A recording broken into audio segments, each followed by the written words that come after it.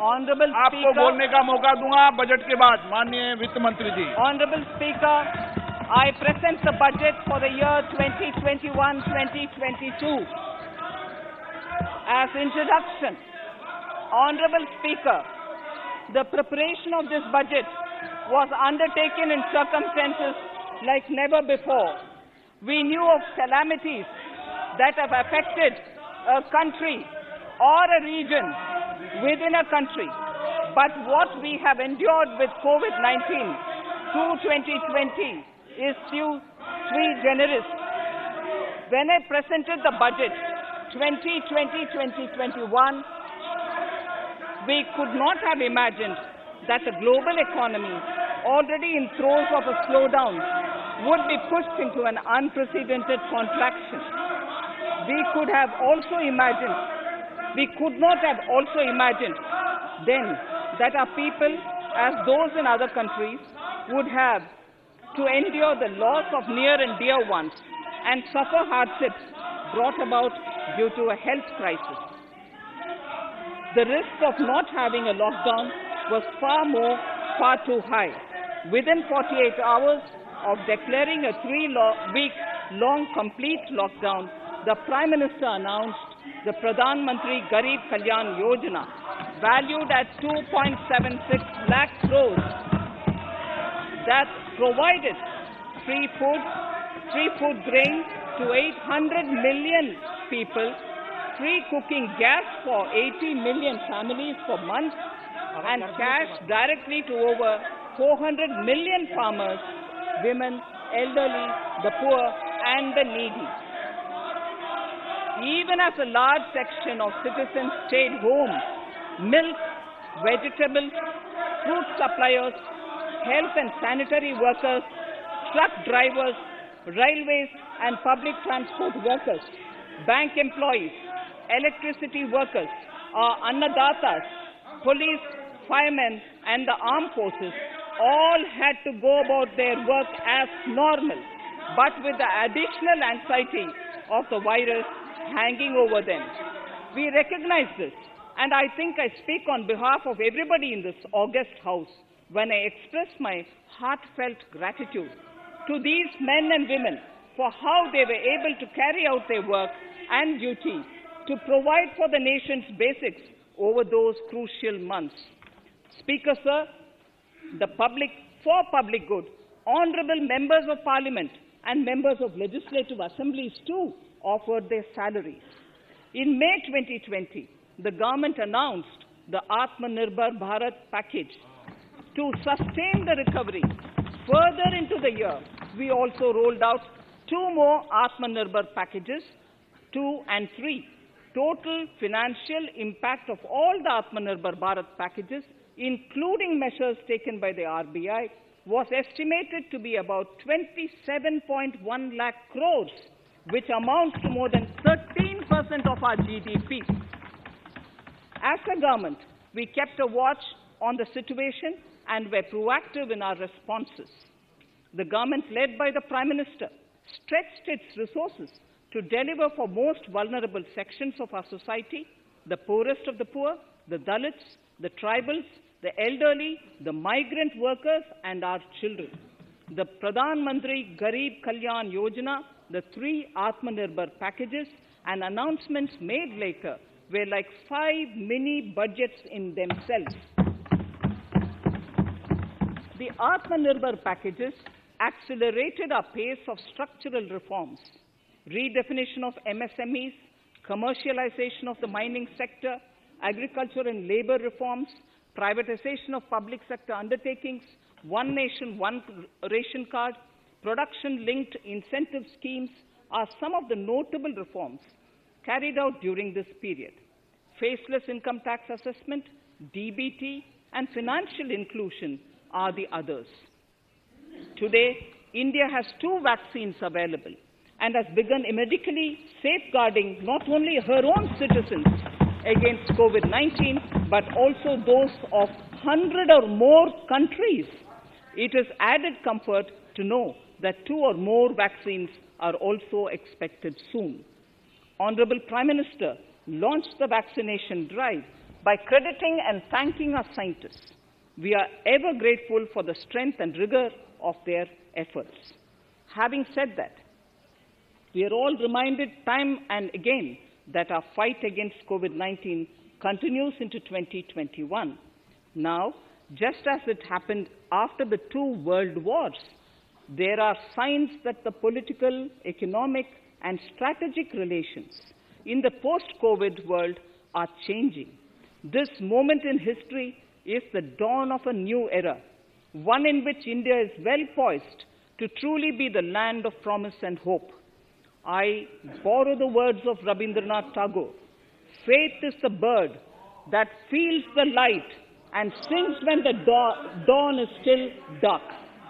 Faith is the bird that feels the light and sings when the dawn is still dark. In this spirit, I can't help but recall the joy that we as cricket-loving nation felt after the Team India's recent spectacular success in Australia. It has reminded us of all the qualities that we as a people, particularly our youth, epitomize of having abundant promise and the unsuppressed thirst to perform and to succeed. Today, data shows that India now has one of the lowest death rate of 112 per million population and one of the lowest active cases of about 130 per million. This has laid the foundation to the revival we are seeing now in the economy. This budget will be the first of this new decade. This budget will also be a digital budget, and that has happened with all your support. So far, only 3 times has a budget followed a contraction in the economy. All such contractions earlier were as a result of situations typical to India. This time, the contraction in our economy is due to a global pandemic, just like in several other countries. Having said that, I want to confidently state that our government is fully prepared to support and facilitate the economy's reset. This budget provides every opportunity for our economy to raise and capture the pace that it needs for a sustainable growth. 2021 is the year of many important milestones for our history. I mention a few of these. It is the 75th year of independence, 60 years of Goa's accession to India, 50 years of the 1971 India-Pakistan War. It will be the year of the 8th census of independent India. It will also be India's turn at the BRICS presidency, the year for our Chandrayaan-3 mission, and the Haridwar Mahakumbh.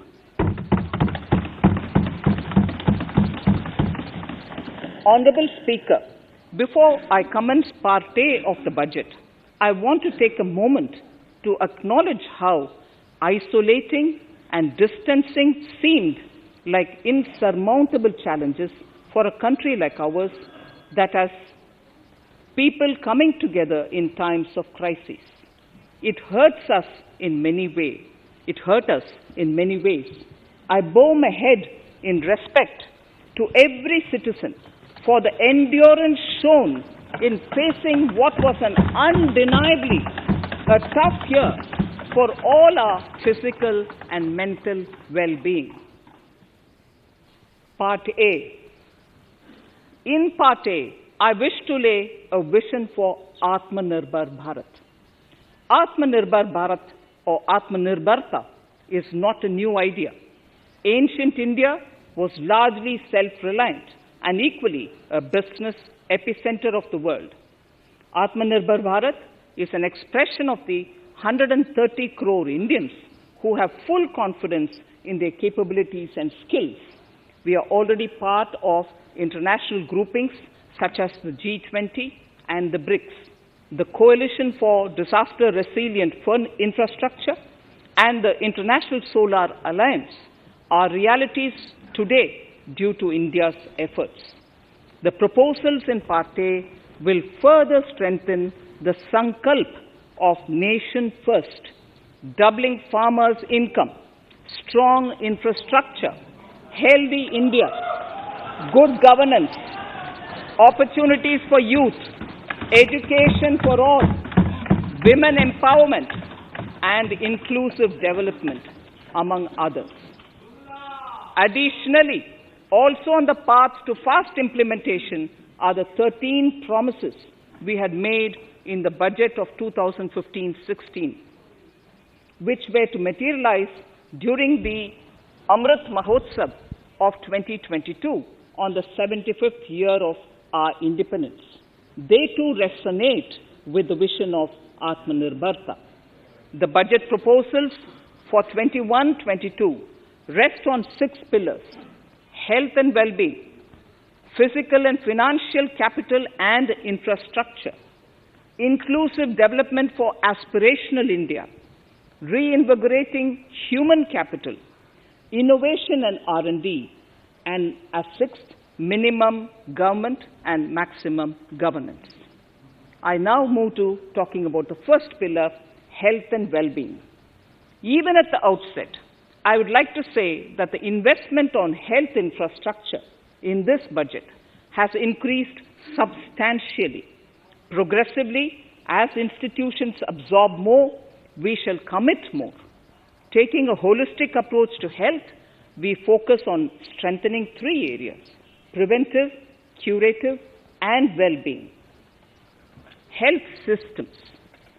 A new centrally sponsored scheme, PM Atmanirbhar Bharat Yojana, will be launched with an outlay of about 64,180 crores over 6 years. This will develop capacities of primary, secondary, and tertiary care health systems, strengthen existing national institutions, and create new institutions to cater to detection and cure of new and emerging diseases. This will be in addition to the National Health Mission. The main interventions under the scheme are support for over 17,000 rural and 11,000 urban health and wellness centers, setting up integrated public health labs in all districts, and 3,382 block public health units in 11 states, establishing critical care hospital blocks in 602 districts and 12 central institutions, strengthening of National Center for Disease Control, its 5 regional branches and 20 metropolitan health surveillance units, expansion of the integrated health information portal to all states and UTs to connect all public health labs, operationalization of 17 new public health units, and strengthening of 33 existing public health units at points of entry, that is, at 32 airports, 11 seaports, and 7 land crossings, setting up of 15 health emergency operation centers and 2 mobile hospitals, and setting up of a National Institution for One Health, a regional research platform for WHO, World Health Organization, Southeast Asia Region Office, 9 biosafety level 3 laboratories, and 4 regional national institutes for virology. Nutrition. To strengthen nutritional content, delivery, outreach, and outcome, we will merge the supplementary nutrition program and the Poshan Abhiyan and launch the Mission Poshan 2.0. We shall adopt an intensified strategy to improve nutritional outcomes across 112 aspirational districts. Universal coverage of water supply. The World Health Organization has repeatedly stressed the importance of clean water, sanitation, and clean environment as a prerequisite to achieving universal health. The Jal Jeevan Mission Urban will be launched. It aims at universal water supply in all 4,378 urban local bodies with 2.86 crores household tap connections, as well as liquid waste management in 500 Amrit cities. It will be implemented over 5 years with an outlay of 2,87,000 crores.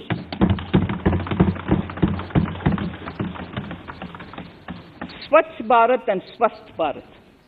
For further Swachhata of urban India, we intend to focus on complete fecal sludge management and wastewater treatment, source segregation of garbage, reduction in single-use plastic, reduction in air pollution by effectively managing waste from construction and demolition activities, and bioremediation of all legacy dump sites.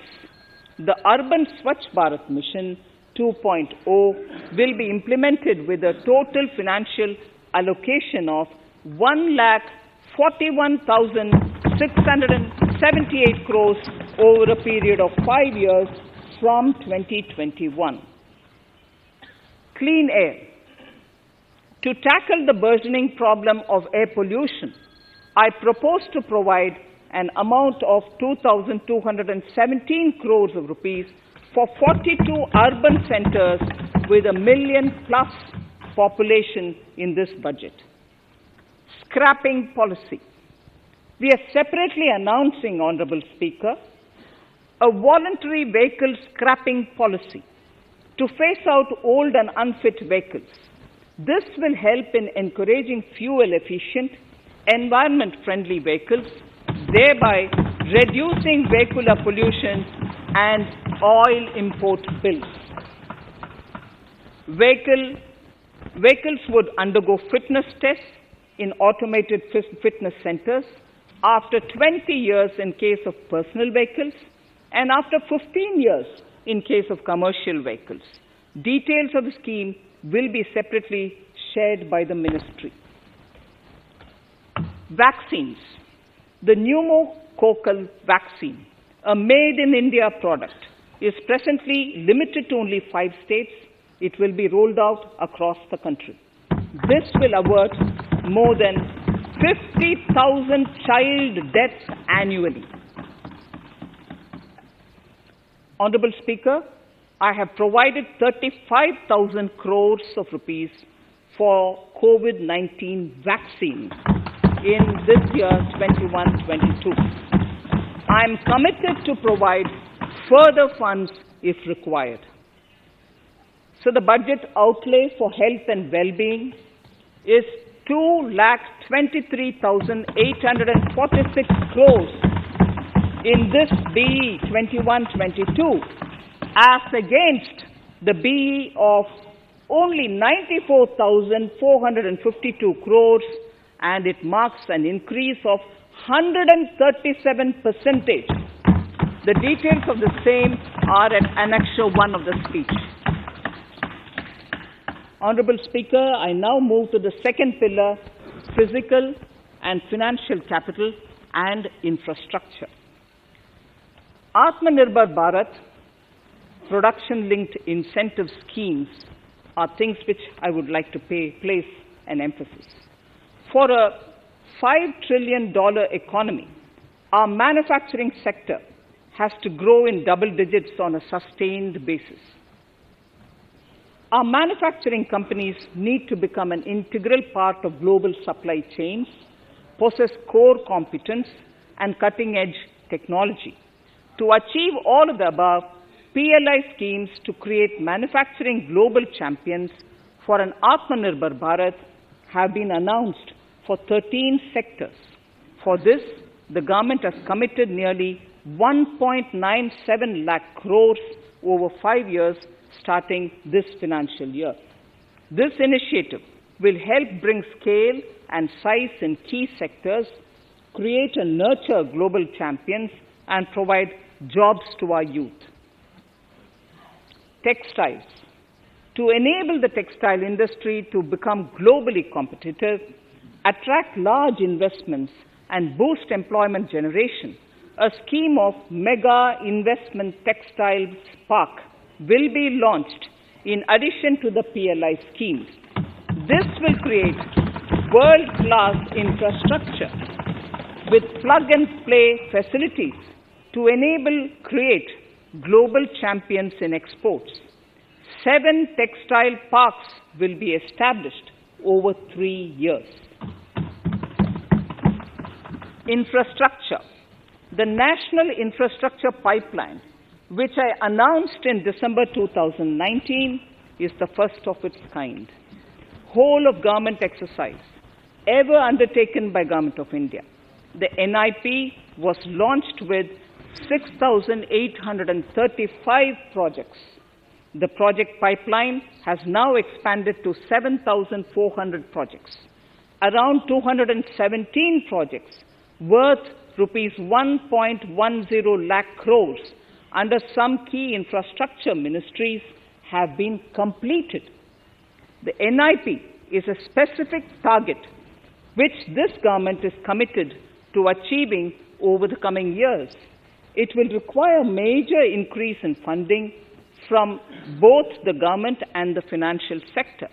In this budget, I propose to take concrete steps to do this in 3 ways. Firstly, by creating the institutional structures. Secondly, by a big thrust on monetizing assets.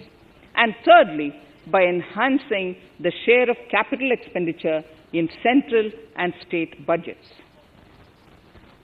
Infrastructure needs long-term debt financing. A professionally managed development financial institution is necessary to act as a provider, enabler, and catalyst for infrastructure financing. Accordingly, I shall introduce a bill to set up a development financial institution. I have provided a sum of 20,000 crore rupees to capitalize this institution. The ambition is to have a lending portfolio of at least 5 lakh crores for this DFI within 3 years' time. Debt financing of InvITs and rates by foreign portfolio investors will be enabled by making suitable amendments in the relevant legislations. This will further ease access of finance to InvITs and rates, thus augmenting funds for infrastructure and real estate sectors. Asset monetization. Monetizing operating public infrastructure. Monetizing operating public infrastructure assets is a very important financing option for new infrastructure construction. A national monetization pipeline of potential brownfield infrastructure assets will be launched. An asset monetization dashboard will also be created for tracking the progress and to provide visibility to investors. Some important measures in the direction of monetization are National Highways Authority of India and the PGCIL each have sponsored one InvIT that will attract international and institutional investors.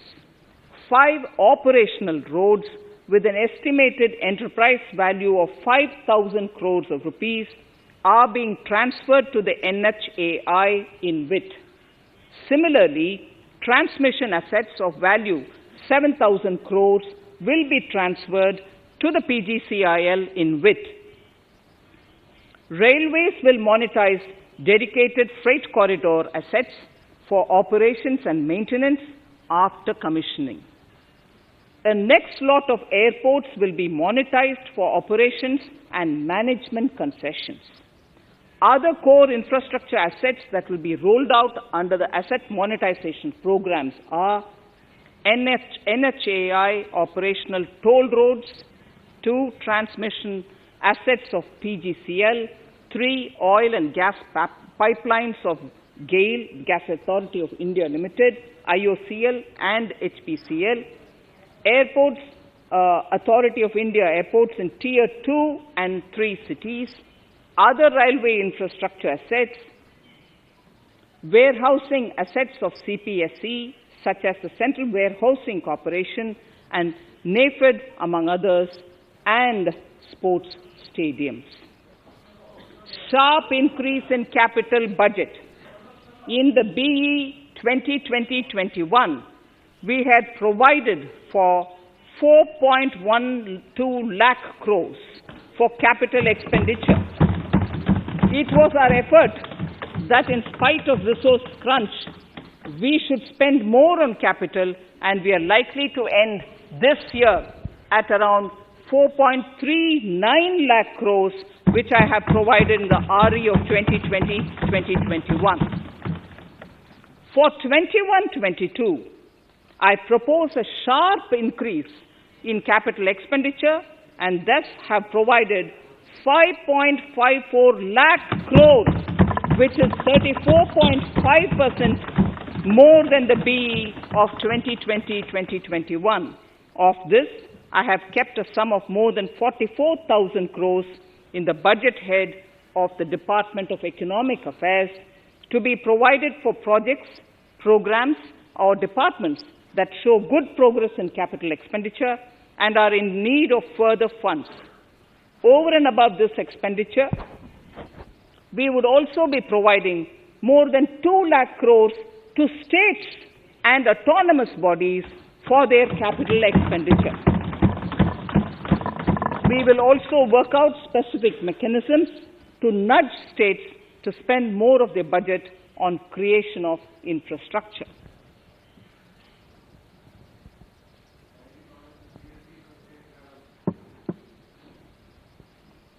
Roads and highways infrastructure. More than 13,000 kilometer length of roads at a cost of 3.3 lakh crores has already been awarded under the 5.35 lakh crores Bharatmala Pariyojana project, of which 3,800 kilometers have been constructed. By March 2022, we would be awarding another 8,500 kilometers and complete an additional 11,000 kilometers of national highway corridors. To further augment road infrastructure, more economic corridors are also being planned. Some are 3,500 kilometers of national highway works in the state of Tamil Nadu at an investment of 1.03 lakh crores. These include Madurai-Kollam corridor, Chittoor-Tachur corridor, and construction will start next year. Second, 1,100 kilometers of national highway works in the state of Kerala at an investment of 65,000 crores, including 600 kilometer section of Mumbai-Kanyakumari corridor in Kerala. Third, 675 kilometer of highway works in the state of West Bengal at a cost of 25,000 crores, including upgradation of existing road Kolkata-Siliguri.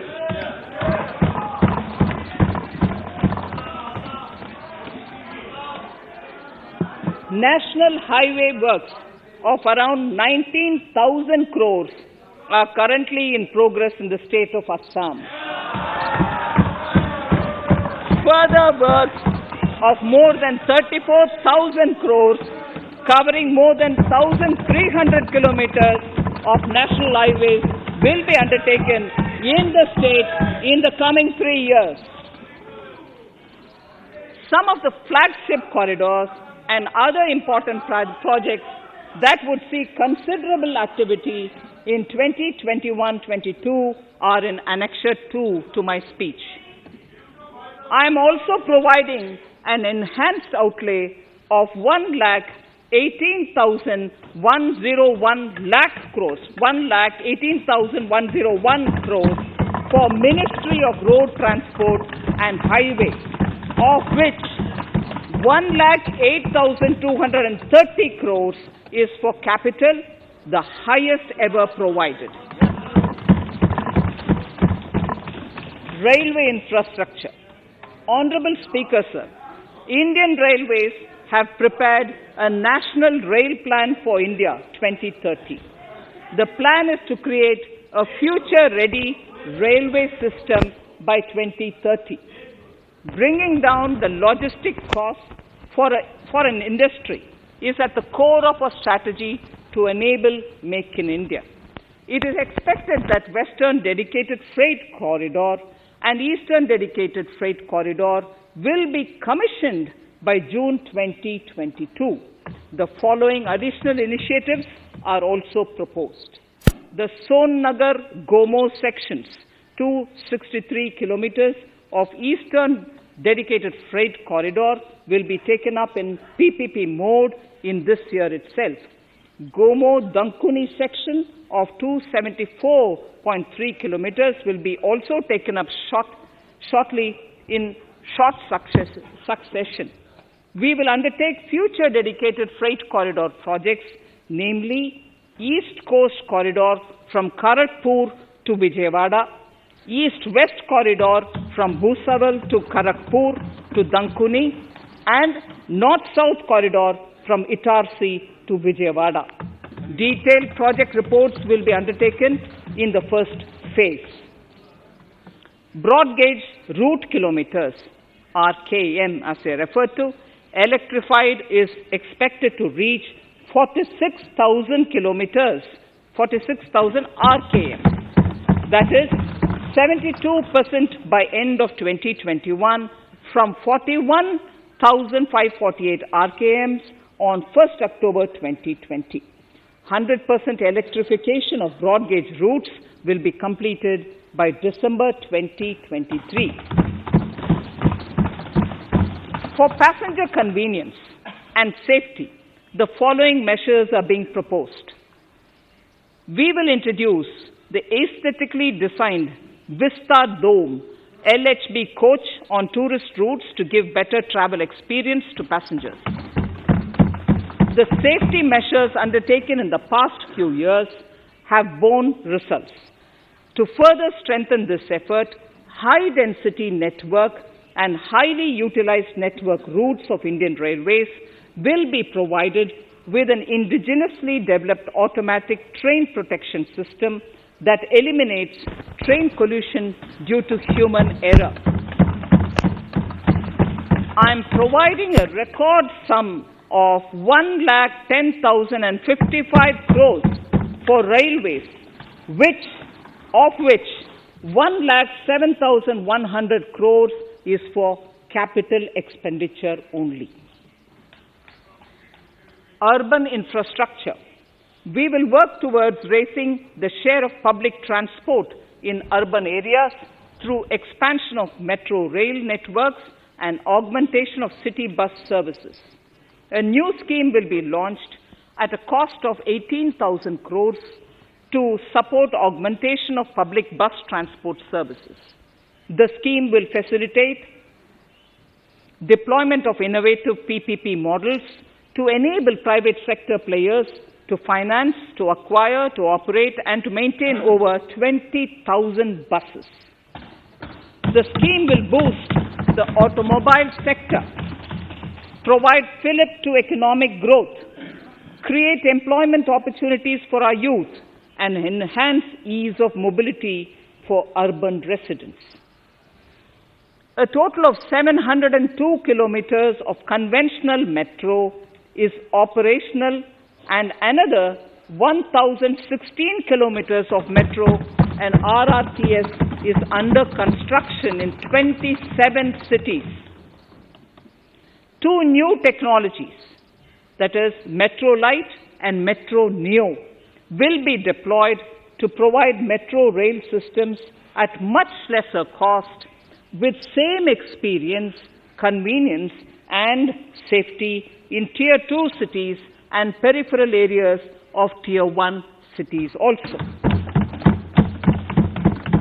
Central counterpart funding will be provided to Kochi Metro Railway Phase 2 of 11.5 km at a cost of 1,957.05 crores. Chennai Metro Railway Phase 2 of 118.9 kilometers at a cost of 63,246 crores. Bengaluru Metro Railway Project Phase 2A and 2B of 58.19 kilometers at a cost of 14,788 crores. Nagpur Metro Rail Project Phase 2 and Nashik Metro at a cost of 5,976 crores and 2,092 crores respectively. Power infrastructure.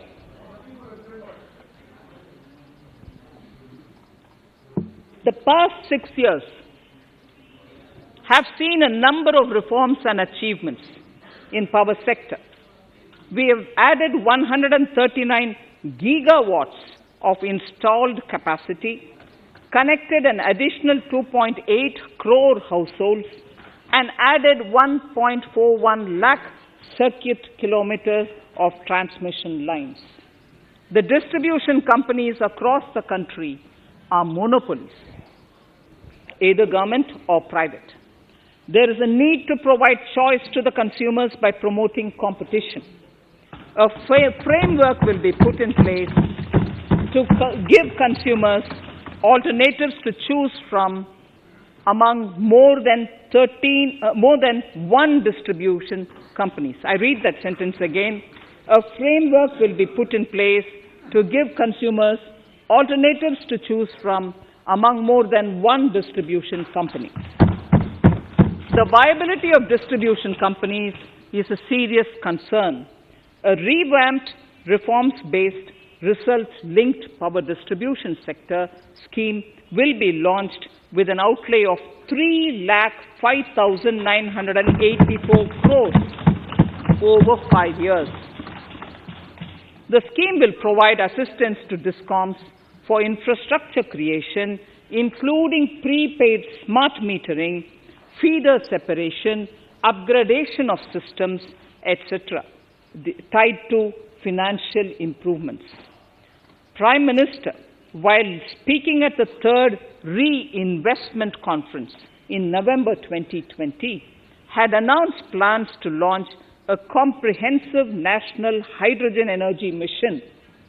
It is now proposed to launch a hydrogen energy mission in 2021-22 for generating hydrogen from green power sources. Ports, shipping and waterways.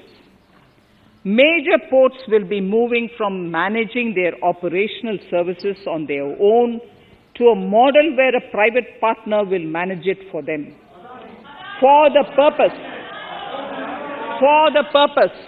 7 projects worth more than 2,000 crores will be offered by the major ports on private-public partnership mode in FY 21-22. A scheme for promoting flagging of merchant ships in India will be launched by providing subsidy support to Indian shipping companies in global tenders floated by ministries and CPSCs. An amount of 1,624 crores will be provided over 5 years. This initiative will enable greater training and employment opportunities for Indian seafarers, besides enhancing Indian companies' share in global shipping. India has enacted Recycling of Ships Act in 2019 and acceded to the Hong Kong International Convention. Around 90 ship recycling yards at Alang in Gujarat have already achieved HKC compliant certificates. Efforts will be made to bring more ships to India from Europe and Japan. Recycling capacities of around 4.5 million light displacement ton LDT will be doubled by 2024. This is expected to generate an additional 1.5 lakh jobs for our youth. Petroleum and natural gas. Our government has kept fuel supplies running across the country without interruption during the COVID-19 lockdown period. Taking note of the crucial nature of the sector in people's lives, the following key initiatives are being announced. 1. Ujjwala scheme, which has benefited 8 crore households, will be extended to cover 1 crore more beneficiaries. We will add 100 more districts in next 3 years to the city gas distribution network. A gas pipeline project will be taken up in the Union Territory of Jammu and Kashmir. An independent gas transport system operator will be set up for facilitation and coordination of booking of common carrier capacity in all natural gas pipelines on a non-discriminatory open access basis. Financial capital. I propose to consolidate the provisions of the SEBI Act 1992, Depositories Act 1996, Securities Contracts Regulation Act 1956, and Government Securities Act 2007 into a rationalized single securities markets code. The government would support the development of a world-class fintech hub at the GIFT Ifsc. To instill confidence amongst the participants in corporate bond market during times of stress and to generally enhance secondary market liquidity, it is proposed to create a permanent institutional framework. The proposed body would purchase investment-grade debt securities both in the stressed and normal times and help in the development of the bond market. In the budget 2018-19, government had announced its intent to establish a system of regulated gold exchanges in the country. For the purpose, SEBI will be notified as the regulator, and Warehousing Development and Regulatory Authority will be strengthened to set up a commodity market ecosystem arrangement, including vaulting, assaying, logistics, etc., in addition to warehousing. Towards investor protection, I propose to introduce an investor charter as a right of all financial investors across all financial products. To give a further boost to the non-conventional energy sector, I propose to provide additional capital infusion of 1,000 crores to Solar Energy Corporation of India and 1,500 crores to Indian Renewable Energy Development Agency.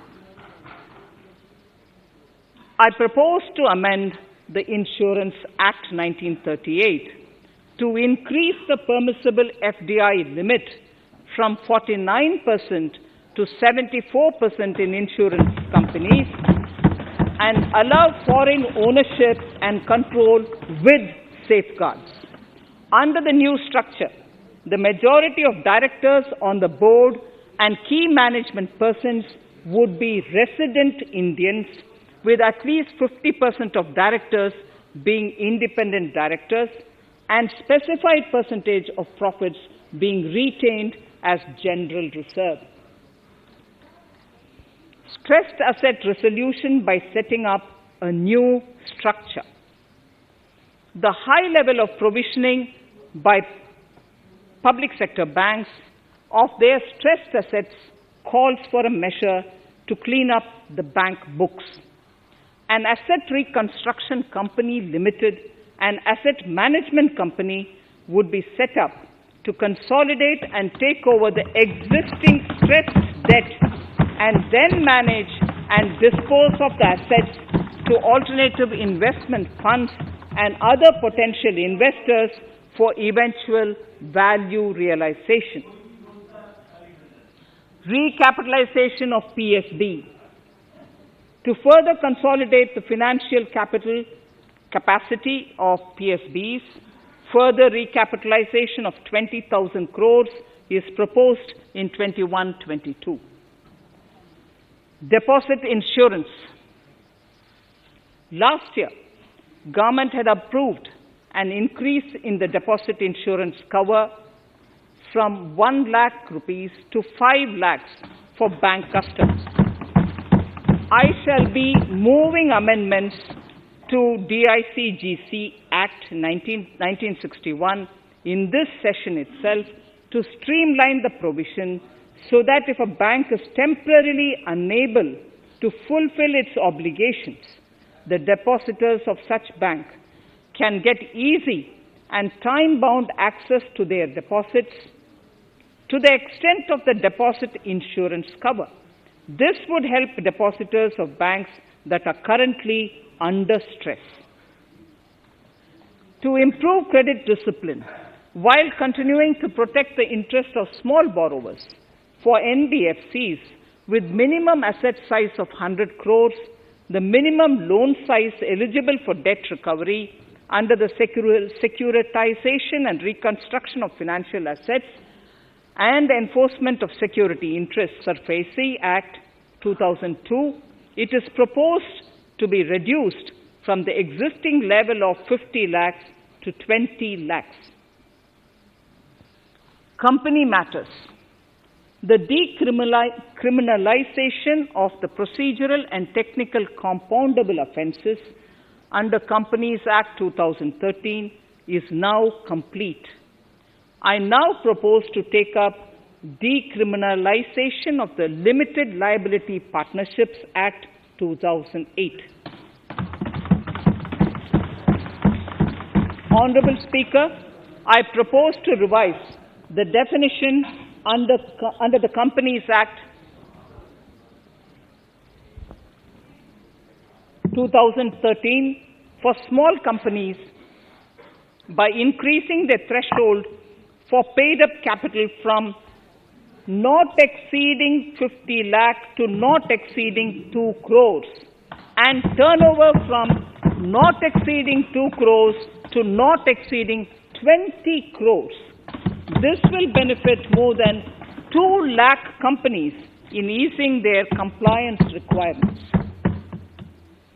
As a further measure which directly benefits startups and innovators, I propose to incentivize the incorporation of one-person companies by allowing one-person companies to grow without any restriction on paid-up capital and turnover, allowing their conversion into any other type of company at any time, reducing the residency limit for an Indian citizen to set up an one-person company from 182 days to 120 days, and allow also non-resident Indians to incorporate OPCs in India. This will be a big boost for startups. To ensure faster resolution of cases, the NCLT framework will be strengthened, e-court system shall be implemented, and alternate methods of debt resolution and special framework for MSMEs shall be introduced. During the coming fiscal, we will be launching data analytics, artificial intelligence, machine learning driven MCA 2.1 version to MCA 21 version 3.0. MCA 21 version 3.0. This version 3.0 will have additional modules for e-scrutiny, e-adjudication, e-consultation, and compliance management. Disinvestment and strategic sale. In spite of COVID-19, we have kept working towards strategic disinvestment. A number of transactions, namely BPCL, Air India, Shipping Corporation of India, Container Corporation of India, IDBI Bank, Bharat Earth Movers Limited, Pavan Hans, Neelachal Ispat Nigam Limited, among others, would be completed in 21-22. Other than IDBI Bank, we propose to take up the 2 public sector banks and 1 general insurance company in the year 21-22. This would require legislative amendments, and I propose to introduce the amendments in this session itself. In 21-22, we would also bring the IPO of LIC, for which I am bringing the requisite amendments in this session itself. In the Atmanirbhar package, I had announced that we will come out with a policy of strategic disinvestment of public sector enterprises. I'm happy to inform the House that the government has the government has approved the said policy. The policy provides a clear roadmap for disinvestment in all non-strategic and strategic sectors. We have kept 4 areas that are strategic, where bare minimum CPSEs will be maintained and rest privatized. In the remaining sectors of all CPSEs will be privatized. The main highlights of the policy are mentioned in Annexure 3. To fast forward the disinvestment policy, I'm asking NITI to work out on the next list of centre public sector companies that would be taken up for strategic disinvestment. To similarly incentivize states to take to disinvestment of their public sector companies, we will work out an incentive package of central funds to states. Idle assets will not contribute to Atmanirbhar Bharat. The non-core assets largely consist of surplus land with government ministries and departments and public sector enterprises. Monetizing of land can either be by way of direct sale or concession or by similar means. This requires special abilities, and for this purpose, I propose to use a special purpose vehicle in the form of a company that would carry out this activity. In order to ensure timely completion of closure of sick or loss-making CPSEs, we will introduce a revised mechanism that will ensure timely closure of such units. I have estimated 1,75,000 crores as receipts from disinvestment in BE 21-22.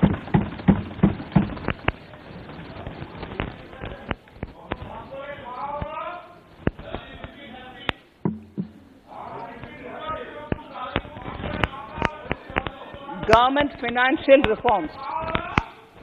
Under the Treasury Single Account, the TSA system, autonomous bodies directly draw funds from the government's account at the time of actual expenditure, saving interest costs. We will extend the TSA system for universal application from 21-22.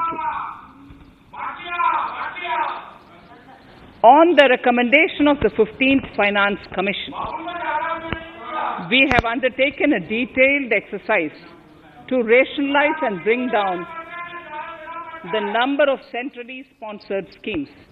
This will enable consolidation of outlays for better impact.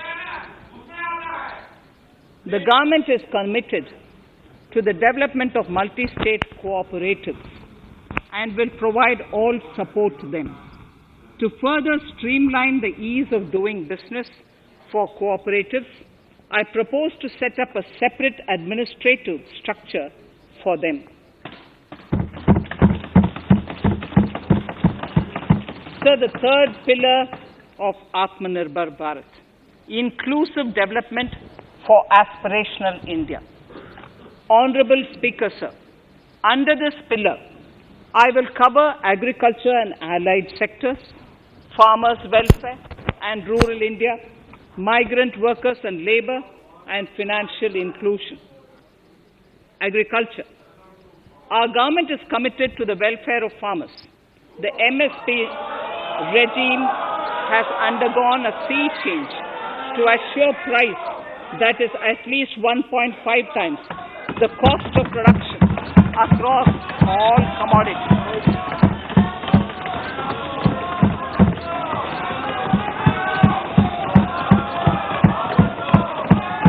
The procurement has also continued to increase at a steady pace. This has resulted in increase in payment to farmers substantially. In case of wheat, a total amount paid to farmers in 2013-14. Honorable Speaker, sir, the data that I give now is important for all honorable members to kindly hear. In case of wheat, the total amount paid to farmers in 2013-14 was 33,874 crores. In 2019-20, it was 62,802 crores.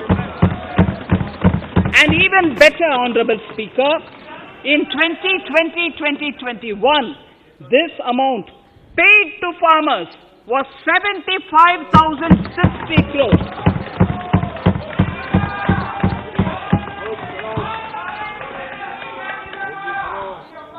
Honorable Speaker, again an important fact, the number of wheat growing farmers that were benefited increased in 2020-21 to 43.36 lakhs compared to 35.57 lakhs in 2019-20. That much of an increase within 1 year. For paddy, again an important data. For paddy, the amount paid in 2013-14 was 63,928 crores. In 2019-20, this increased to 1,41,930 crores. Even better, in 2020-2021,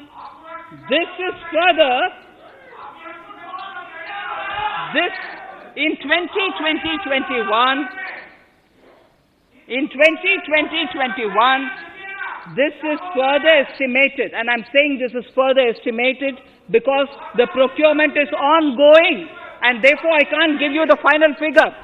This is further estimated to increase to 1,72,752 crores. The number of farmers benefited increased from 1.24 crores in 2019-20 to 1.54 crores in 2020-21. In the same way, Honorable Speaker, sir, in the case of pulses, the amount paid in 2013-14 was 236 crores. In 2019-20, this was increased to 8,285 crores. Now in 2021, it is at 10,530 crores. More than 40 times increase from 2013-14. The receipts to cotton farmers have seen a stupendous increase from 90 crores in 2013-14 to 25,974 crores I'm giving you data as of 27th January 2021. This is bound to increase. From 90 crores for cotton farmers in 2013-14 to 25,974 crores in 2021.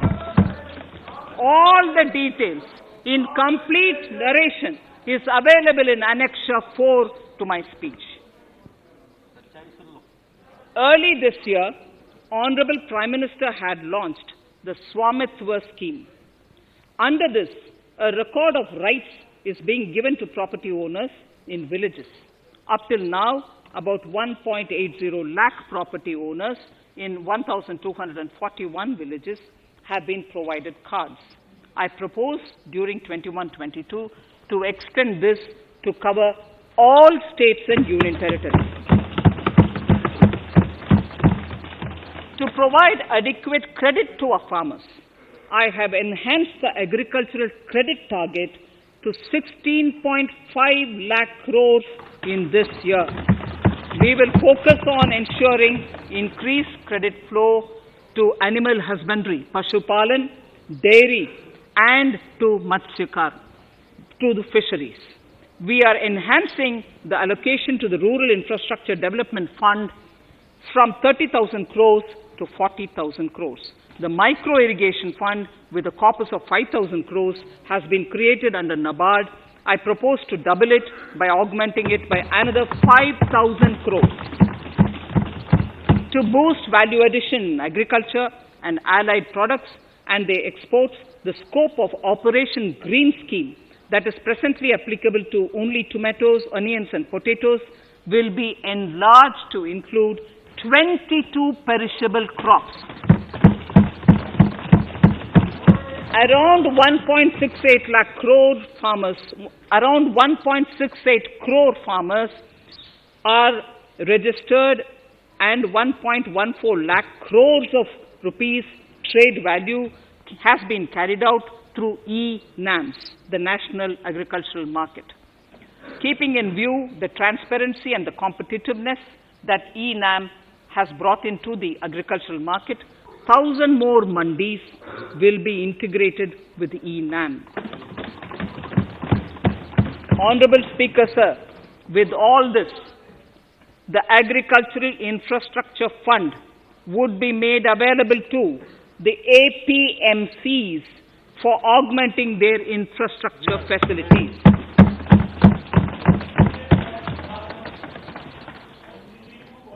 Fisheries. I am proposing substantial investments in the development of modern fishing harbors and fish landing centers. To start with, 5 major fishing harbors, Kochi, Chennai, Visakhapatnam, Paradip, and Petua Ghat, will be developed as hubs for economic activity. We will also develop inland fishing harbors and fish landing centers along the banks of rivers and waterways. Seaweed farming is an emerging sector with potential to transform the lives of coastal communities. It will provide large-scale employment and additional incomes. To promote seaweed farming and cultivation, I propose a multi-purpose seaweed park to be established in Tamil Nadu. Migrant workers and laborers. We have launched the One Nation, One Ration Card scheme, through which beneficiaries can claim their rations anywhere in the country. Migrant workers in particular benefit from the scheme. Those staying away from their families can partially claim their ration where they are stationed, while their family in their native places can claim the rest. I am happy to inform you that One Nation, One Ration Card plan is under implementation by 32 states and union territories, reaching about 69 crore beneficiaries. That's a total of 86% beneficiaries covered. The remaining 4 states and UTs will be integrated in the next few months. To further extend our efforts towards the unorganized labor force, migrant workers in particular, I propose to launch a portal that will collect relevant information on gig workers, building and construction workers, among others. This will help formulate health, housing, skill, insurance credit, and food schemes for all migrant workers. We will conclude a process that began 20 years ago with the implementation of the 4 labor codes. For the first time globally, social security benefits will be extended to gig and platform workers.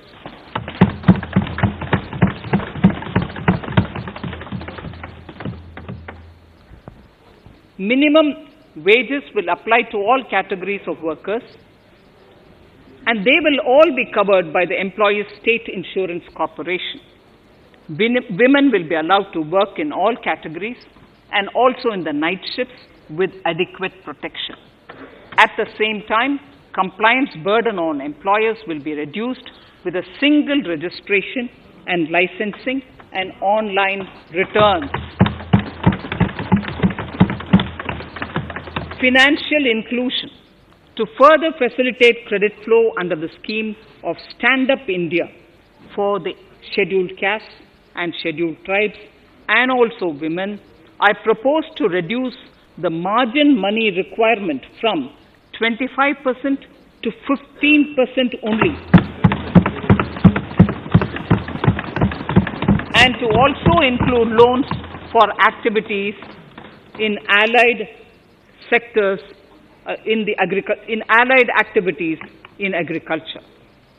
We have taken a number of steps to support the MSME sector. In this budget, I have provided 15,700 crores to this sector, more than double of the last year's B. Honorable Speaker, sir, I now go to the fourth pillar, reinvigorating human capital. The national education policy announced recently has had good reception. In school education, more than 15,000 schools will be qualitatively strengthened to include all components of the national education policy. They shall emerge as exemplar schools in their regions, hand-holding and mentoring other schools to achieve the ideals of policy. 100 new Sainik schools will be set up in partnership with NGOs, private schools, and states. Higher education. In Budget 2019-20, I had mentioned about the setting up of a higher education commission in India. We would be introducing the legislation this year to implement the same. It will be an umbrella body having 4 separate vehicles for standard setting, accreditation, regulation, and funding. Many of our cities have various institutions, universities, and colleges supported by the Government of India. Hyderabad, for example, has about 40 major institutions. In 9 such cities, we will create a formal umbrella structure so that these institutions can have better synergy while also retaining their internal autonomy. A glue grant will be set aside for this purpose. For accessible higher education in Ladakh, I propose to set up a central university in Leh.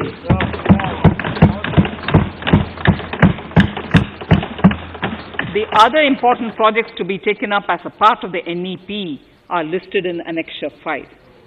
Scheduled caste and scheduled tribes welfare.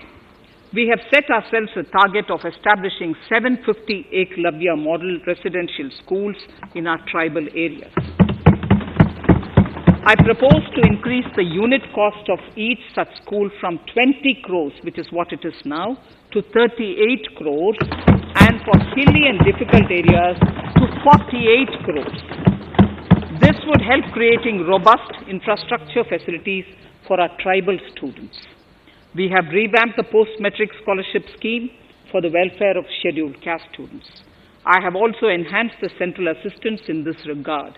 We are allotting 35,219 crores for 6 years till 25-26 to benefit 4 crores scheduled caste students.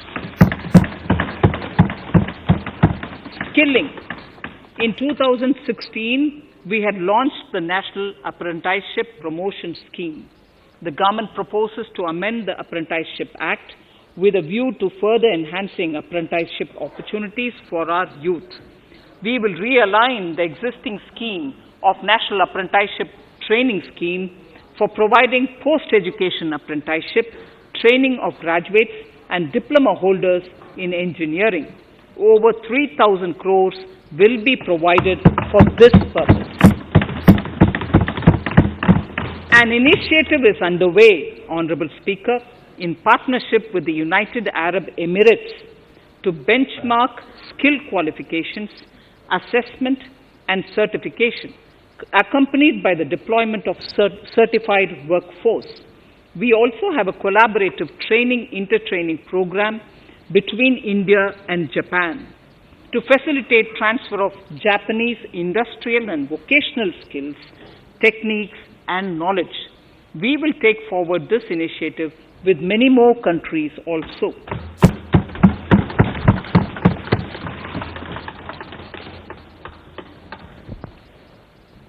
Innovation and R&D. In my budget speech of 2019, I had announced the National Research Foundation. We have now worked out the modalities, and the NRF outlay will be of 50,000 crores over 5 years. It will ensure that the overall research ecosystem in the country is strengthened with focus on identified national priority thrust areas. There has been a manifold increase in digital payments in the recent past. To give a further boost to digital transactions, I earmarked 1,500 crores for a proposed scheme that will provide financial incentive to promote digital mode of payment. We will undertake a new initiative, National Language Translation Mission. This will enable the wealth of governance and policy-related knowledge on the Internet being made available in major Indian languages.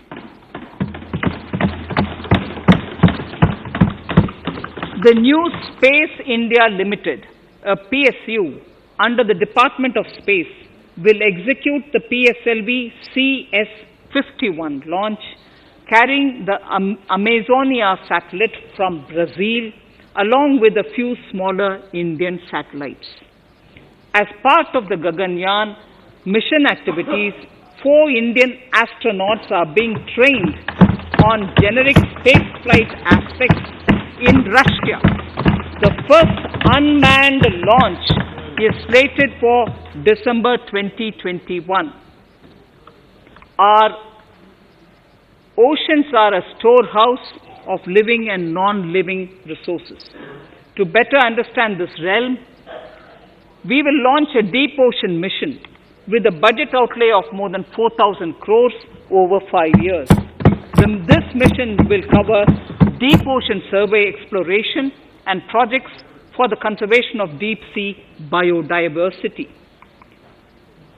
I come to the 6th pillar, Honorable Speaker, minimum government, maximum governance.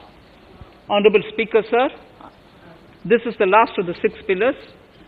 This will outline plans for reforms in one of our core principles of minimum government, maximum governance.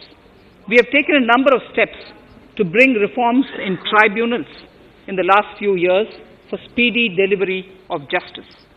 Continuing with the reforms process, I now propose to take further measures to rationalize the functioning of tribunals. We have introduced the National Commission for Allied Healthcare Professionals Bill in Parliament. National Commission for Allied Healthcare Professionals Bill in the Parliament, with a view to ensure transparent and efficient regulation of 56 allied healthcare professionals. Additionally, to bring about transparency, efficiency, and governance reforms in the nursing profession, the National Nursing and Midwifery Commission Bill will be introduced by the government for passing. To have ease of doing business for those who deal with government or CPSEs and carry out contracts, I propose to set up a conciliation mechanism and mandate its use for quick resolution of contractual disputes. This will instill confidence in private investors and contractors. Honorable Speaker, sir, the forthcoming census could be the first digital census in the history of India.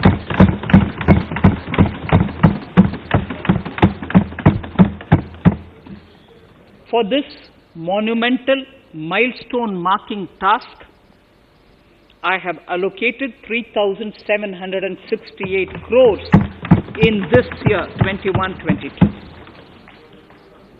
Honorable Speaker, Goa is celebrating the Diamond Jubilee year of the state's liberation from Portuguese rule. From the Government of India's side, I propose to grant 300 crores to the Government of Goa for the celebration. I propose to provide 1,000 crores for the welfare of tea workers, especially women and children in Assam and West Bengal.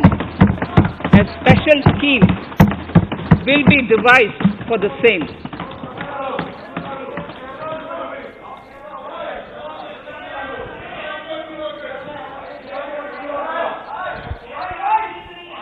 Fiscal position. Fiscal position. In these last few paragraphs of part A of my speech, I draw the attention of this august House to the fact that at the beginning of the current financial year, the pandemic's impact on the economy resulted in a weak revenue inflow. This was combined with high expenditure to provide essential relief to vulnerable sections of the society, especially the poor, the women, scheduled castes, and scheduled tribes. Unlike many other countries, we opted for a series of medium-sized packages during the pandemic so that we could calibrate and target our response according to the evolving situation. Once the health situation stabilized and the lockdown was being slowly lifted, we switched to ramping up government spending so as to revive domestic demand.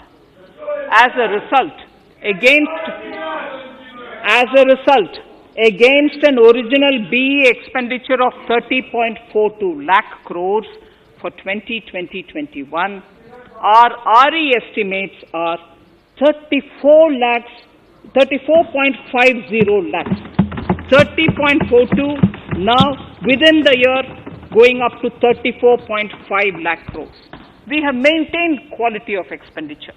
The capital expenditure estimated in the RE is 4.39 lakh crores as against 4.12 lakh crores in the BE stage. So the beginning of the year we had marked only 4.12 lakh, whereas it is 4.39 lakh crores as we end the year.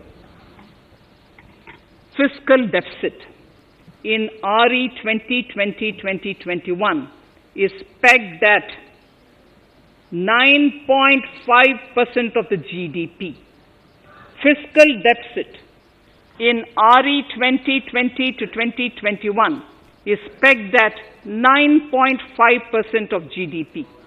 We have funded this through government borrowings, multilateral borrowings, small saving funds, and short-term borrowings.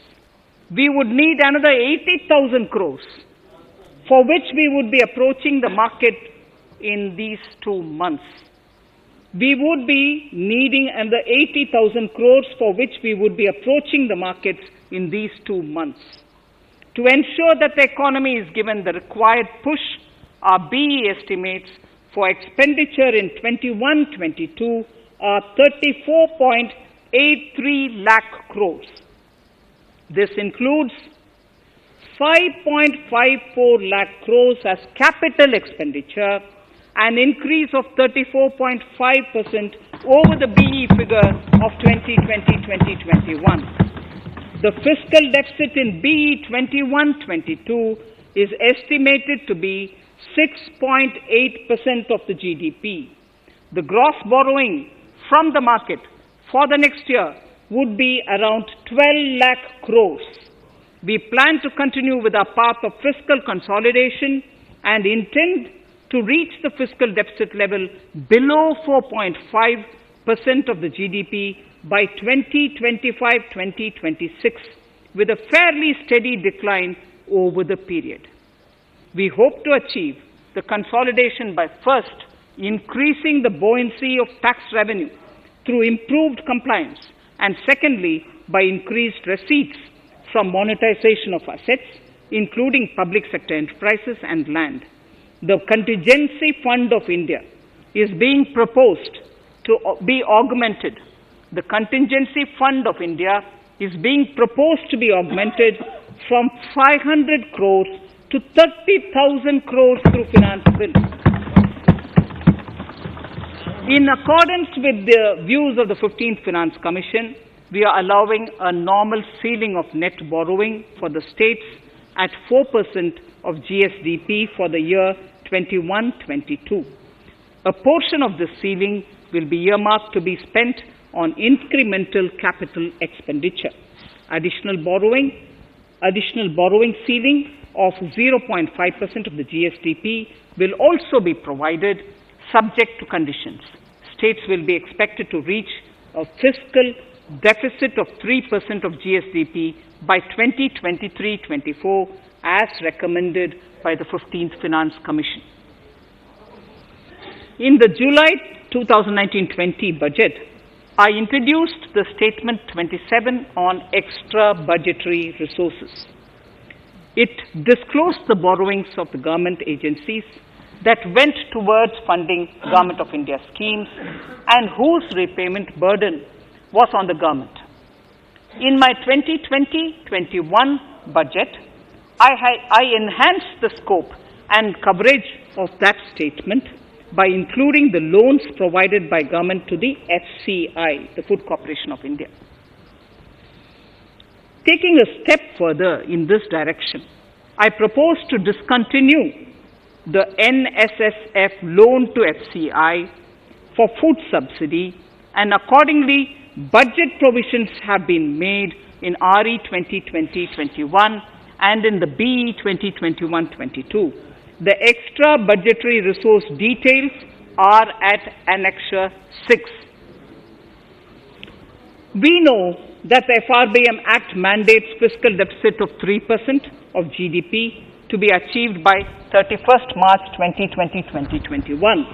The effect of this year's unforeseen and unprecedented circumstances has necessitated the submission of a deviation statement under Sections 4 of Subclause 5 and Section 7, Subclause 3b of the Frbm Act, which I am laying on the table of the House as part of the Frbm documents. Towards achieving central government fiscal deficit along the broad path that I have already indicated, I will be introducing an amendment to the Frbm Act. Honorable Speaker, on the 9th of December 2020, the 15th Finance Commission submitted its final report covering the period 2021 to 2026 to the Rashtrapati Ji.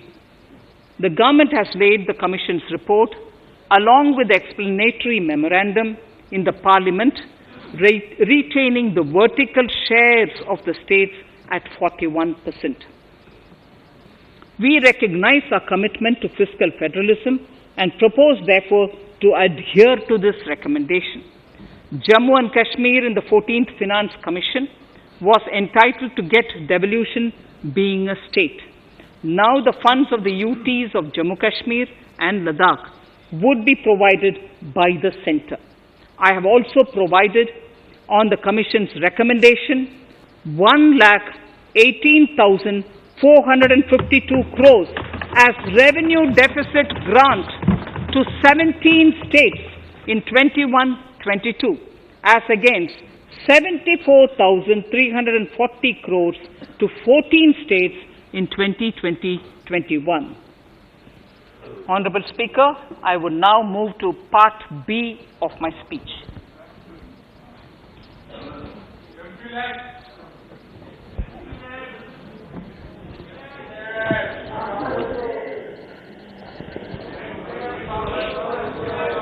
Honorable Speaker, the world is facing a serious challenge of the pandemic and its aftershock.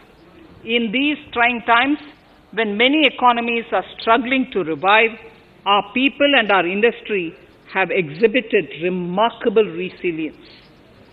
As I mentioned already, post-pandemic, a new world order seems to be emerging, one in which Asia is poised to occupy a prominent position, and India will have a leading role therein.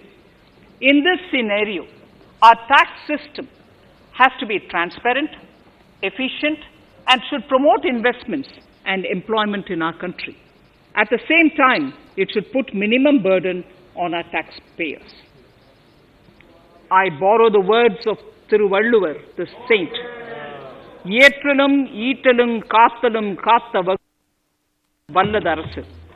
A king or a ruler is the one who creates and acquires wealth, protects and distributes it for common good. Tirukkural. Direct tax proposals. Keeping this in mind, the words of Tirukkural, our government introduced a series of reforms in the direct tax system for the benefit of our taxpayers and the economy. Few months prior to the pandemic, in order to attract investments, we slashed our corporate tax rate to make it among the lowest in the world. The dividend distribution tax too was abolished. The burden of taxation on small taxpayers was eased by increasing rebates. In 2020, the return filers saw a dramatic increase to 6.48 crores from 3.31 crores in 2014. In the direct tax administration, we had recently introduced the faceless assessment and faceless appeal. I now seek to take further steps to simplify the tax administration, ease compliance, and reduce litigation. Relief to senior citizens. I begin my direct tax proposals by offering my pranam to our senior citizens. Many of them, despite having foregone several basic necessities of their own, have strived to build our nation. Now in the 7th year of independence of our country, when we continue our endeavor with renewed vigor, we shall reduce compliance burden on our senior citizens who are 75 years of age and above. For senior citizens who only have pension and interest income, I propose exemption from filing their income tax returns.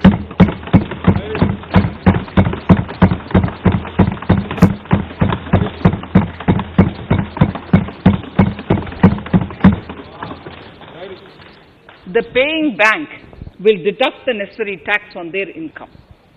Reduction in time for income tax proceedings. This is a very key announcement if you are asking.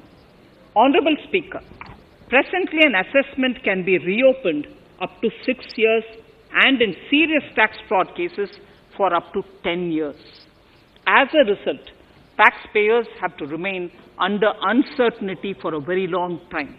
I therefore propose to reduce this time limit for reopening of assessments to 3 years from the present 6 years.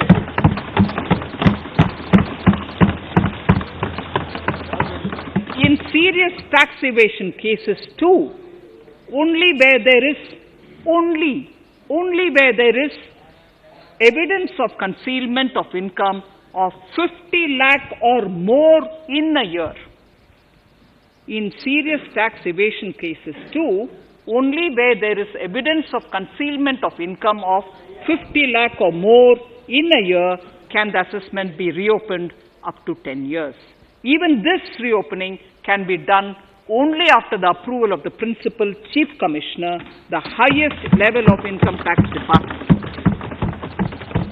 Setting up the Dispute Resolution Committee. Honorable Speaker, it has been the resolve of this government to reduce litigation, which mars the present taxation system. The government came out with the Direct Taxation Vivad Se Vishwas scheme to give taxpayers an opportunity to settle long-pending disputes and be relieved to further strain on their time and resources. The response from taxpayers has been the best ever as over 110,000 taxpayers have already opted to settle tax disputes of over 85,000 crores under the scheme. To further reduce litigation for small taxpayers, I propose to constitute a dispute resolution committee for them, which will be faceless to ensure efficiency, transparency and accountability. Anyone with a taxable income up to 50 lakh and disputed income up to 10 lakh shall be eligible to approach the committee. Faceless IT-AT. For ease of compliance and to reduce discretion, we are committed to make the taxation processes faceless. The government has already introduced faceless assessment and appeal this year. The next level of income tax appeal is the Income Tax Appellate Tribunal. I now propose to make this tribunal faceless. We shall establish a national faceless Income Tax Appellate Tribunal Center. All communication between the tribunal and the appellant shall be electronic. Where personal hearing is needed, it shall be done through video conferencing. Relaxations to NRI. When non-resident Indians return to India, they have issues with respect to their accrued incomes in their foreign retirement accounts. This is usually due to mismatch in taxation period. They also face difficulties in getting credit for Indian taxes in foreign jurisdictions. I propose to notify rules for removing their hardship of double taxation. Exemption from audit. Currently, if your turnover exceeds 1 crore, you have to get your accounts audited. In February 2020 budget, I had increased the limit for tax audit to 5 crores for those who carry out 95% of their transactions digitally. To further incentivize digital transactions and to reduce compliance burden, I propose to increase this limit for tax audit for such persons from 5 crores to 10 crores. Relief for dividend. In the previous budget, I had abolished the dividend distribution tax in order to incentivize investment. Dividend was made taxable in the hands of shareholders. Now, in order to provide ease of compliance, I propose to make dividend payment to rate and InvIT exempt from TDS. Further, as the amount of dividend income cannot be estimated correctly by the shareholders for paying advance tax, I propose to provide that advance tax liability on dividend income shall arise only after the declaration or payment of dividend. Also, for the foreign portfolio investors, I propose to enable deduction of tax on dividend income at lower treaty rate. Attracting foreign investment into infrastructure sector. In the last budget, for attracting foreign investment in the infrastructure sector, we had granted 100% tax exemption, subject to certain conditions, to foreign sovereign wealth funds and pension funds on their income from investment in Indian infrastructure. We have noticed that few of such funds are facing difficulties in meeting some of the conditions. In order to ensure that a large number of funds invest in India, I propose to relax some of these conditions relating to prohibition on private funding, restriction on commercial activities, and direct investment in infrastructure. In order to allow funding of infrastructure by issue of zero-coupon bonds, I propose to make notified infrastructure debt funds eligible to raise funds by issuing tax-efficient zero-coupon bonds. Affordable housing.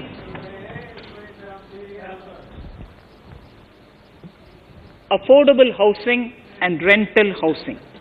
This government sees housing for all and affordable housing as priority areas. In July 2019 budget, I provided an additional deduction of interest amounting to 1.5 lakh for loan taken to purchase an affordable house. I propose to extend the eligibility of this condition by 1 more year to 31st March 2022. The additional deduction of 1.5 lakh shall therefore be available for loans taken up to 31st March 2022 for the purchase of affordable houses. Further, to keep up the supply of affordable houses, I propose that the affordable housing projects can avail a tax holiday for 1 more year till 31st March 2022. These are available now for projects also. We are committed to promote supply of affordable rental housing for migrant workers. For this, I propose to allow tax exemption for notified affordable rental housing projects. Tax incentives to IFSC. As I mentioned in Part A of this speech, the government is committed to making the International Financial Services Center in GIFT City a global financial hub.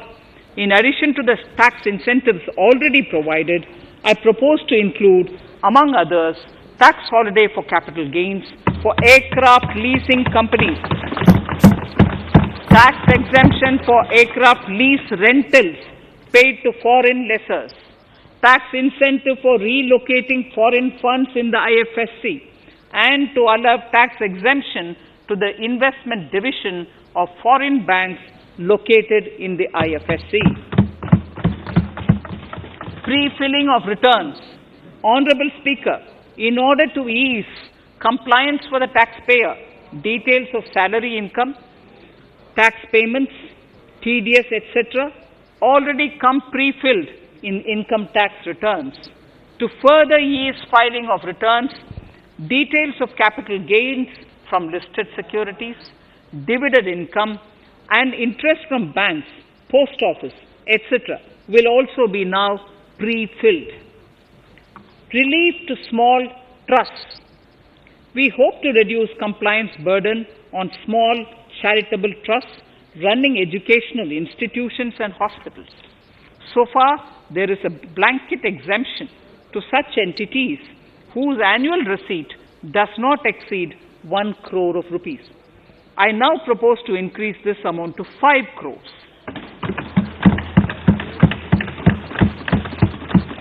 Labor welfare. We have noticed that some employers deduct the contribution of employees toward provident funds, superannuation funds, and other social security funds, but do not deposit these contributions within the specified time. For these employees, this means a loss of interest or income.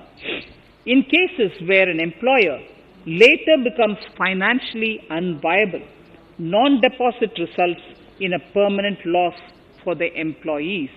In order to ensure that employees' contributions are deposited on time, I reiterate that the late deposit of employees' contribution by the employer will not be allowed as deduction to the employer.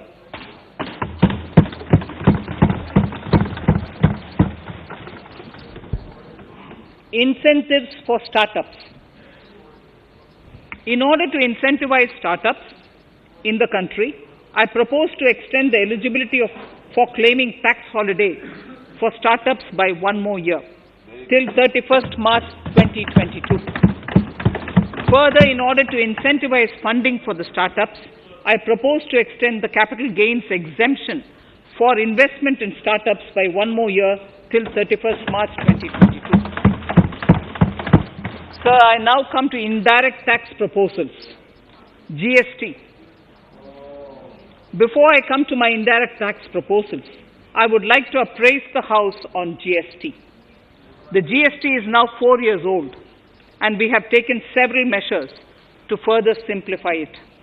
Some of the measures include nil return through SMS, quarterly return and monthly payment for small taxpayers, electronic invoice system, validated input tax statements, pre-filled editable GST return, and staggering of returns filing. The capacity of GST and system has also been enhanced. We have also deployed deep analytics and artificial intelligence to identify tax evaders and fake billers and launched special drives against them. The results speak for themselves. We have made record collections in the last few months. The GST Council has painstakingly thrashed out thorny issues. As chairperson to the Council, I want to assure this House that we shall take every possible measure to smoothen the GST further and to remove anomalies such as inverted duty structure. Custom duty rationalization. Our custom duty policy should have the twin objective of promoting domestic manufacturing and helping India get on to global value chain and export better. The thrust now has to be on easy access to raw materials and exports of value-added products. Towards this, last year, we started overhauling the customs duty structure, eliminating 80 outdated exemptions. I also thank everyone who responded overwhelmingly to a crowdsourcing call for suggestions on this revamp. I now propose to review more than 400 old exemptions this year. I repeat, I now propose to review more than 400 old exemptions this year. We will conduct this through extensive consultations, and from 1st October 2021, we will put in place a revised customs duty structure free of distortions. I also propose that any new customs duty exemptions, therefore, henceforth will have validity up to 31st March, following 2 years from the date of the issue. Electronic and mobile phone industry. Domestic electronic manufacturing has grown rapidly. We are now exporting items like mobiles and chargers. For greater domestic value addition, we are withdrawing a few exemptions on part of chargers and sub-parts of mobiles.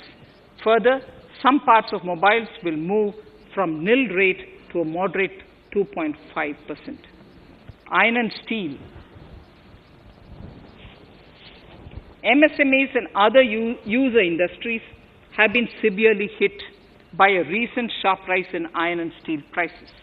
Therefore, we are reducing customs duty uniformly to 7.5% on semis, flats, and long products of non-alloy, alloy, and stainless steels. To provide relief to metal recyclers, mostly MSMEs, I am exempting duty on steel scrap for a period up to 31st March 2022. Further, I am also revoking ADD and CVD on certain steel products. Also, to provide relief to copper recyclers, I am reducing duty on copper scrap from 5% to 2.5%. Textiles. The textile sector generates employment and contributes significantly to the economy. There is a need to rationalize duties on raw material inputs to man-made textiles. We are now bringing nylon chain on par with polyester and other man-made fibers. We are uniformly reducing the BCD rates on caprolactam, nylon chips, nylon fiber, and yarn to 5%. This will help the textile industry, MSMEs, and also overall exports. Chemicals. We have calibrated customs duty rates on chemicals to encourage domestic value addition and to remove inversions. Apart from other items, we are reducing customs duty on naphtha to 2.5% to correct inversion. Gold and silver presently attract a basic customs duty of 12.5%. Since the duty was raised from 10% in July 19, prices of precious metals have risen sharply. To bring it closer to previous levels, we are rationalizing customs duty on gold and silver. Renewable energy. In Part A, we have already acknowledged that solar energy has huge promise for India. To build up domestic capacity, we will notify a phased manufacturing plan for solar cells and solar panels.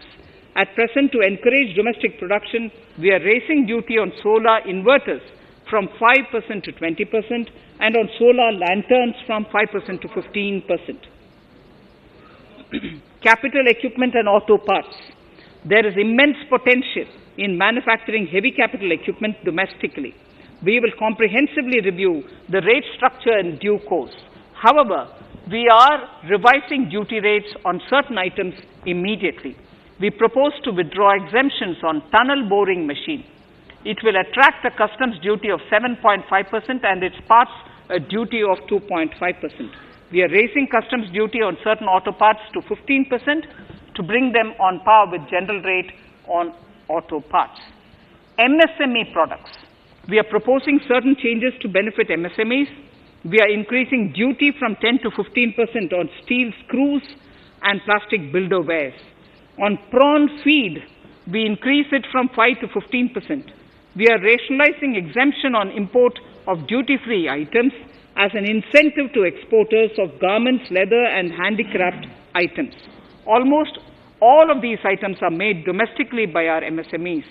We are withdrawing exemption on imports of certain kinds of leathers as they are domestically produced in good quantity and quality, mostly by MSMEs. We are also raising customs duty on finished synthetic gemstones to encourage domestic processing. Agriculture products to benefit farmers. We are raising customs duty on cotton from nil to 10%, on raw silk and silk yarn from 10 to 15%. We are also withdrawing end-use-based concession on denatured ethyl alcohol. Currently, rates are being uniformly calibrated to 15% on items like maize, bran, rice bran, oil cake, and animal feed additives.